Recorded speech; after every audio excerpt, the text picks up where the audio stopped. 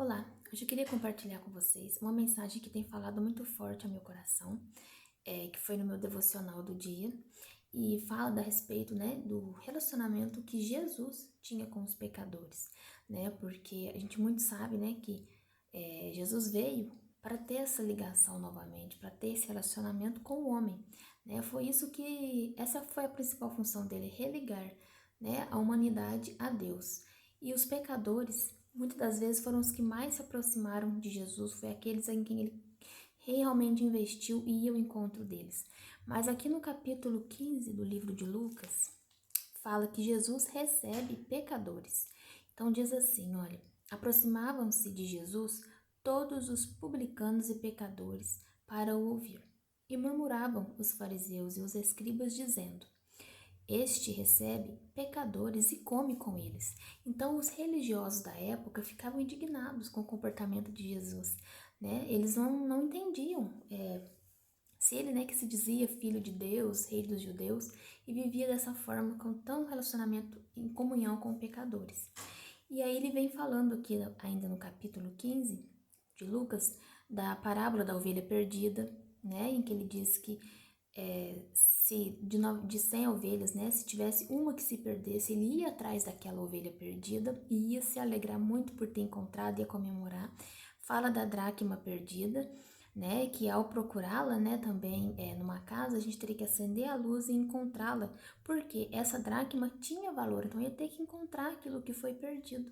E é onde eu quero focar aqui na mensagem de hoje, que é a parábola do filho pródigo, né? Essa parábola, ela é grande, mas Jesus usou ela para nos explicar, para nos ensinar um fundamento, um princípio muito importante em que se baseia a fé cristã, né? Então, Jesus ele veio assim de uma forma muito simples, né? Salvar pecadores através de relacionamento, cumprindo a lei, mas muito além disso, né? Além dessa lei, o relacionamento, a aceitação da pessoa como ela é, independente do pecado que ela cometeu, né? Então é isso, o evangelho é simples dessa maneira. Jesus veio, né, mostrando que somos sim pecadores, a pessoa precisa reconhecer o seu pecado, se arrepender, né, e ter uma conversão, mudar ali a direção da sua vida, dos seus comportamentos, né, das suas escolhas e pedir a direção de Deus. Isso é o evangelho, reconhecer que somos pecador, arrepender e seguir um caminho, né, que seja em semelhança com o Pai, né, que a gente tem que buscar cada dia mais ser parecido com Jesus. E olha só o que a parábola diz. Eu não vou ler ela toda, vou ver só aqui o início, olha, no versículo 11, a parábola do filho pródigo. Continuou certo homem, né? Depois ele fala das ovelhas, da dracma. Continuou, certo homem tinha 2 filhos. O mais moço deles disse ao pai: Pai, dá-me a parte dos bens que me cabe. E ele lhes repartiu os haveres. Passados não muitos dias, o filho mais moço, ajuntando tudo o que era seu, partiu para uma terra distante e lá dissipou todos os seus bens, vivendo dissolutamente. E aí, o versículo aqui continua dizendo que ele pegou tudo o que era dele, né? Então, tinham 2 filhos aqui. A gente vai falar do filho pródigo. Tem os personagens, né? O filho pródigo, esse que pediu a herança para o pai e o segundo filho, que era o mais velho. Na história, se for ver os relatos antigos, né? E a gente sabe que a herança, né? É comum saber que os filhos recebem após a morte dos pais. Mas esse não quis esperar, não, meio que desconsiderou até a presença do pai e pediu tudo que era dele. Só que ele não soube, né, administrar. Então ele foi gastar com meretrizes, com prostituição, com bebedeiras, com orgias. Ele aproveitou a vida e percebeu que ao final, né, que até de toda essa vida fácil que ele levou, com muitos amigos, aí chegou um ponto que o dinheiro faltou, acabou. E a fome se instalou no lugar lá em que ele vivia. E ele precisou trabalhar, né, e numa fazenda em que ele era o cuidador dos porcos. E nem tudo que ele podia ter acesso à comida, ele não tinha. Então ele via até os porcos comendo e queria comer com eles. Foi nesse momento em que ele chegou nesse estado deplorável que ele pensou: mas na casa do meu pai, até os trabalhadores têm do melhor. O que eu tô fazendo aqui, né? E aí veio um start na mente dele. E ele pensou, eu vou voltar para casa do meu pai, vou pedir para ser um empregado, pelo menos, do meu pai. Quem sabe ele me recebe. E aí, no decorrer do versículo, eu recomendo muito que você leia, né, este capítulo 15 na sua casa. Fala que esse filho pródigo, né, o filho mais novo, foi ao encontro do pai. E o pai ouviu dizer que ele estava vindo, né, os empregados, e falou, não, vou receber meu filho. Recebeu ele com um abraço, recebeu ele muito bem. E aí diz aqui, olha, no versículo, ó, o pai falou aos seus servos, olha, trazei depressa a melhor roupa, vestiu, ponde-lhe um anel no dedo, olha só, sandálias nos pés, trazei também e matai o novilho mais cevado, comemos e regozijemo-nos, porque ele, meu filho, estava morto e reviveu, estava perdido e foi achado. E começaram a regozijar-se. Então, né, o pai abraçou, beijou e deu uma festa, né, para receber esse filho perdido. Então, você imagina, né? Pela lógica, né, a gente pensa assim, nossa, mas depois de tudo que ele fez, de pedir a herança, gastar e dar volta, né, vamos dizer assim, com aquela cara de pau, e o pai ainda recebe, ainda faz uma festa, aos olhos humanos, né, aos nossos olhos, assim, a gente, poxa, não merecia, né, a gente pensa, mas olha como que Jesus é diferente, olha como que o pai, né, o amor dele é incondicional. E aí, sabendo de tudo isso, aquele filho mais velho, né, que ficou na fazenda, que nunca pensou em pedir sua herança e partir, que estava sempre ali servindo ao lado do pai, ele não aceitou, ele ficou indignado com aquilo e chamou o pai para conversar, né? Tanto que ele, quando ele chegou e viu que estava acontecendo aquela festa, ele chamou os servos e perguntou, gente, o que está acontecendo aí? Aí eles falaram, seu irmão voltou. E o quê? Ele tá dando essa festa para eles? Sim, aí ele chamou o pai e falou, pai, mas eu sempre estive contigo. Você nunca me deu nem sequer um... Ele acho que ele fala aqui um cabrito. Nem sequer um cabrito para eu me alegrar com os meus amigos. E para ele você dá tudo isso?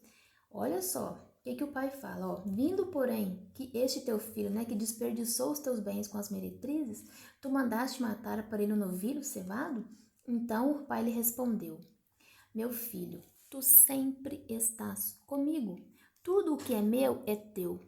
Entretanto, era preciso que nos regozijássemos e nos alegrássemos, porque esse teu irmão estava morto e reviveu, estava perdido e foi achado.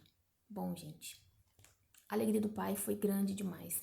E é essa mesma alegria que este pai da parábola sente, né? Essa mesma alegria Jesus sente quando um pecador se arrepende, quando aquele que está desviado volta para a casa de Deus, volta a se relacionar com Deus, volta a entregar os caminhos, né? A consagrar suas ações a Deus.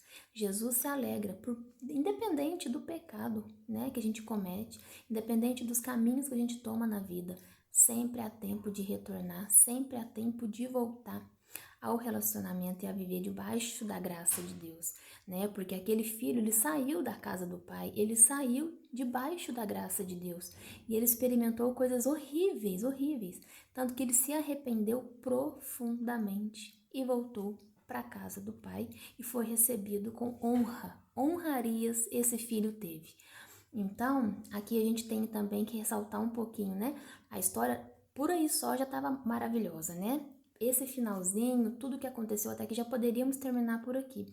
E muitas das vezes é assim, né? A gente aprende até esse ponto, mas tem mais uma coisinha que eu quero acrescentar, que é o filho mais velho que ficou na casa. Esse filho, ele estava ao lado do pai o tempo todo, mas ele, muitas das vezes, ele está aqui representando aqueles cristãos que ficam sempre na igreja, mas não são de fatos convertidos, né? Não são de fatos reconhecedores e gratos por tudo que Deus já faz.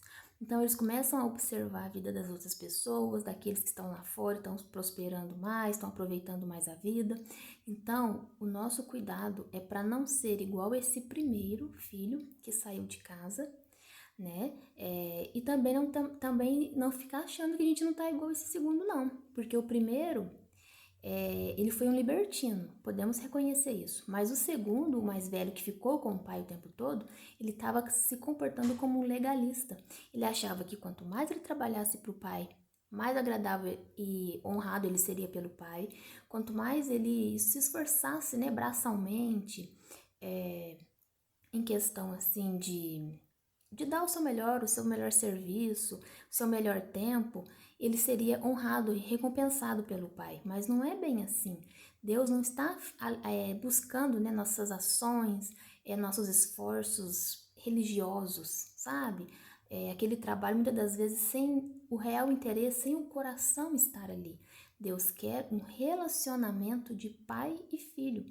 Então, o mesmo pai fala aqui, olha, você sempre esteve comigo, tudo que é meu é teu.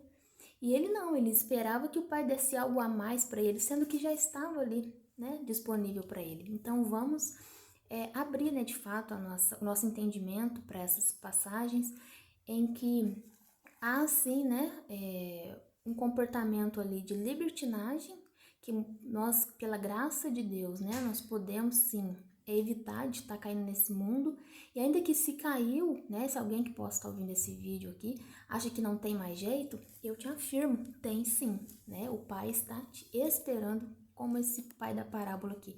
Jesus te espera de braços abertos. E aqueles que muitas das vezes nem se desviaram, né? Mas por algum motivo ainda tem algo obscuro no relacionamento com Deus, continue firme nos caminhos do Senhor, né? Dizendo que a graça, ela superabundou e Deus já tem nos dado, né? Muito mais daquilo que a gente merece, daquilo que a gente precisa. Então vamos exercitar esse tempo, né? Essa devoção mesmo a Deus e exercer um coração também piedoso, né? Vamos ser piedosos com os irmãos ao nosso redor e viver, né, da melhor forma que agrada o nosso Pai, sabendo que Ele nos honra, né? O simples fato de Jesus já ter nos salvado, a alegria da salvação é suficiente para nós, né? A alegria do Senhor é nessa força.